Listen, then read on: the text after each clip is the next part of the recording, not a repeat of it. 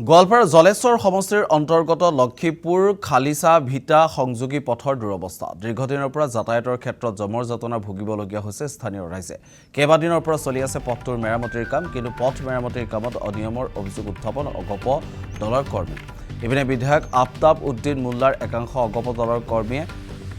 কামত বাধা প্ৰদান কৰাৰ অভিযোগ উত্থাপন হৈছে আনকি টকা লোৱাৰ গুৰুতৰ অভিযোগ উত্থাপন কৰে বিধায়কজনে ইয়াকে লৈ তীব্ৰ প্ৰতিক্ৰিয়াৰ সৃষ্টি হৈছে দলীয় কৰ্মীসকলৰ মাজত অগপ দলৰ কৰ্মীয়ে টকা লোৱাৰ উপযুক্ত প্ৰমাণ দিব নোৱাৰিলে ভয়ংকৰ আন্দোলনৰ হুংকাৰ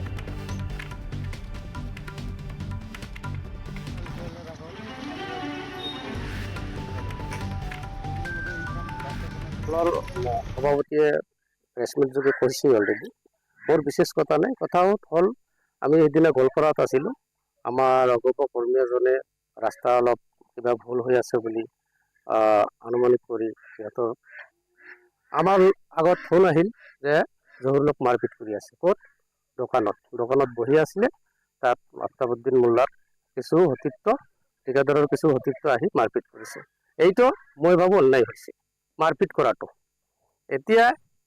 আমাৰ ৰাইজৰ বা দলৰ কৰ্মীৰ সৈতে এটা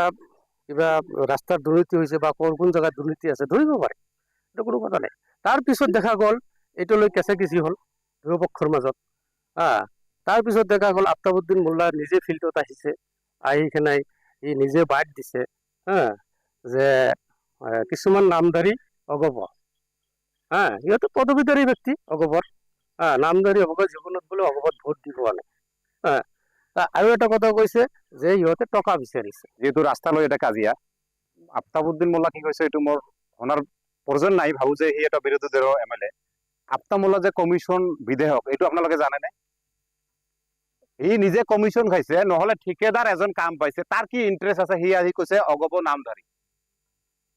সি কিমান